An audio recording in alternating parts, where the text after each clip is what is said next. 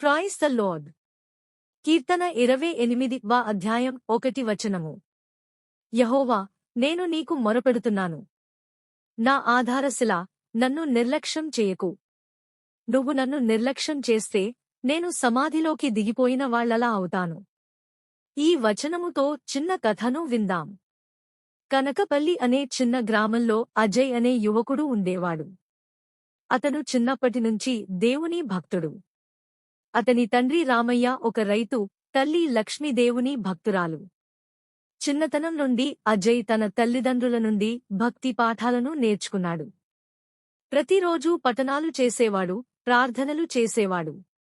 ఒకరోజు అతని గ్రామంలో పెద్ద వర్షం వచ్చింది. కొండల్లోంచి నీరు ఊరుతూ ఉండటంతో భూమి తడిసి కొట్టుకుపోయింది. కొంతమంది రైతుల పొలాలు నీట మునిగాయి. అజయ్ ఇంటి ముందు కూడా వరద నీరు చేరింది. రాత్రి బాగా చీకటి అయింది. దేవా, నీవు నాతో మాటలాడకపోతే నేను నశించిపోతాను అని అజయ్ మొరపెట్టుకున్నాడు. తండ్రి భయంతో దేవుడు మనల్ని విడిచిపెట్టడు. మనం ప్రార్థిద్దాం అన్నాడు. దినాలు గడిచినా గ్రామం పరిస్థితి మెరుగుపడలేదు. వర్షం తగ్గినా పొలాలన్నీ పాడయ్యాయి. రైతులు నష్టపోయారు. అజయ్ తండ్రి రామయ్య తీవ్ర దిగులుపడ్డాడు. దేవుడు ఎందుకు మౌనంగా ఉన్నాడు? మన ప్రార్థనలు వినిపించడం లేదా అని విచారించాడు. అజయ్ తల్లి లక్ష్మి భర్తను ఆదుర్దాగా చూసి, ఆయన శైలము, ఆయన నిశ్శబ్దం పరీక్ష మాత్రమే. మన విశ్వాసం ఎలా ఉందో చూడాలనుకుంటున్నాడు అని చెప్పింది. అజయ్ కూడా ఆలోచించాడు. దేవుడు ఎందుకు సమాధానం ఇవ్వడం లేదు? ఇదంతా పరీక్షనా? అతను మరింతగా ప్రార్థించటం మొదలుపెట్టాడు. ఒకరోజు అజయ్ ఊరికి బయట ఉన్న చిన్న కొండమీదికి వెళ్లి దేవునికి మొరపెట్టుకున్నాడు. దేవా, నీవు మమ్మల్ని మర్చిపోయావా? మేము నాశనం అవుతున్నాం. యెహోవా, నేను నీకు మొరపెడుతున్నాను. నా ఆధారశిల, నన్ను నిర్లక్ష్యం చేయకు.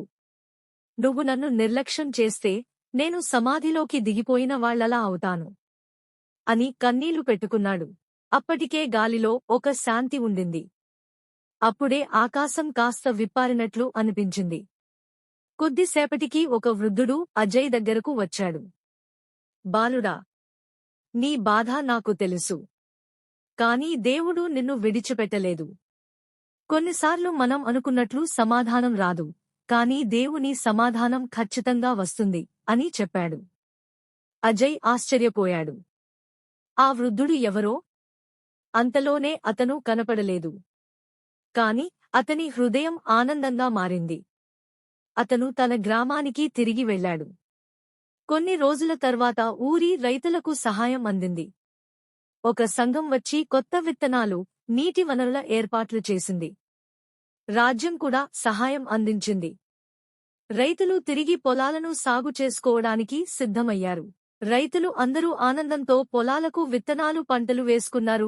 దేవుడు మనలను రక్షించారు, మన ప్రార్థనలు ఆలకించారు అని అందరూ దేవుని స్తుతించారు.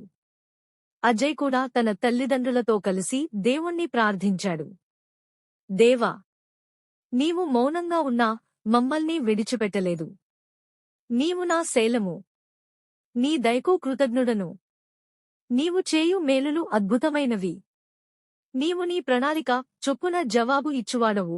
మేము నీ యందు నమ్మికయుంచి నిరీక్షణ కలిగి ప్రార్థించటమే మా పని అని ప్రార్థించారు.